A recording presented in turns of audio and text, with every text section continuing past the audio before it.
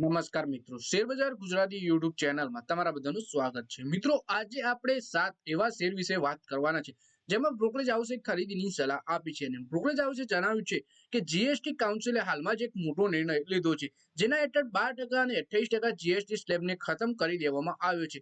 હવે માત્ર 5% અને 18%ના બે સ્લેબ રહેશે।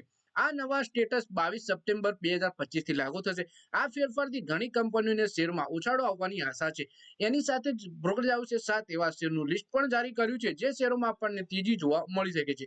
તો આ શેર વિશે આપણે તમામ માહિતી ડિટેલમાં જોઈએ। કયા કયા શેરમાં તેજી આવી શકે છે અને ટાર્ગેટ અને સ્ટોપ લોસ બ્રોકરેજ હાઉસે શું જણાવ્યું છે એના વિશે। તો આ વિડીયોને તમે પૂરેપૂરો જોજો જેથી કરીને જો તમે પણ કોઈ સારા શેરની શોધમાં હોવ તો તમને આ શેર વિશેની માહિતી મળી રહે। પણ મિત્રો, કોઈ પણ શેરમાં ખરીદી કે વેચાણ કરતા પહેલા તમારા ફાઇનાન્શિયલ એડવાઇઝરની એકવાર આ શેર લઈને તમારે ચર્ચા કરી લેવી, પછી તમારે શેર બજારમાં રોકાણનો નિર્ણય કરવો જોઈએ। અને મિત્રો, જો આ વિડીયો તમે ફેસબુક પેજ ઉપર જોઈ રહ્યા છો તો આપણા પેજને ફોલો કરી દેજો અને વિડીયો પણ પોતાના મિત્રો સાથે ફેસબુક ઉપર બધી જગ્યાએ શેર કરી દેજો। સાથે જ વિડીયો યુટ્યુબ ચેનલમાં જોઈ રહ્યા છો તો આપણી ચેનલ વિડીયોને હાઈપ પણ કરી દેજો જેથી શેર બજારની માહિતી ગુજરાતીમાં ગુજરાતના દરેક રોકાણકાર પાસે સરળતાથી પહોંચી શકે। મિત્રો, વાત તે ET નાઉના રિપોર્ટ પ્રમાણે માર્કેટ એક્સપર્ટ સુદીપ બંદોપાધ્યાય અને પંકડ પાંડે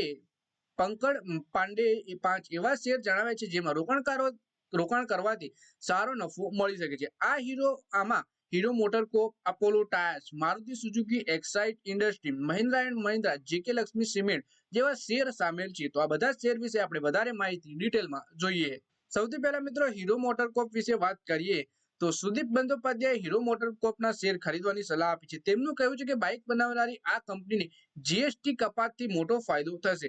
સાથે જ રિઝર્વ બેંકના રેપો રેટના ઘટાડાથી પણ કંપનીને મદદ મળશે। તેના માટે 6400 રૂપિયાનો ટાર્ગેટ પ્રાઇસ રાખવામાં આવ્યો છે જ્યારે હાલ તેના શેર 5356 રૂપિયા ઉપર ટ્રેડ કરી રહ્યા છે।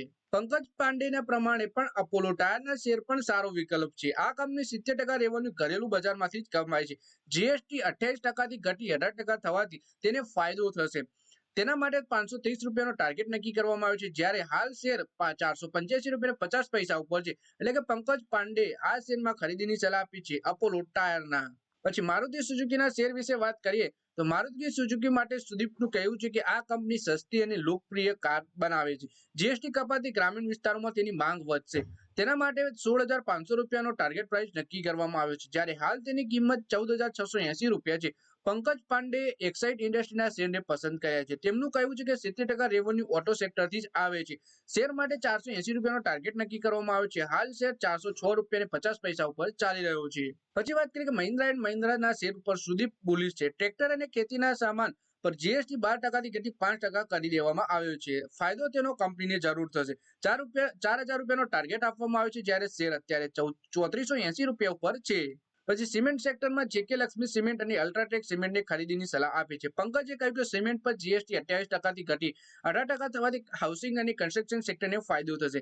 જેકે લક્ષ્મી સિમેન્ટ શેર માટે 1100 રૂપિયા અને અલ્ટ્રાટેક સિમેન્ટ માટે 15000 રૂપિયાનો ટાર્ગેટ નક્કી કરવામાં આવ્યો છે। ટ્રેન્ડ જે ફેશન અને રિટેલમાં મોટું નામ છે તેના શેર માટે 6350 રૂપિયાનો ટાર્ગેટ નક્કી કરવામાં આવ્યો છે। આ બધા શેર આગામી 1 વર્ષમાં સારું રિટર્ન આપી શકે છે।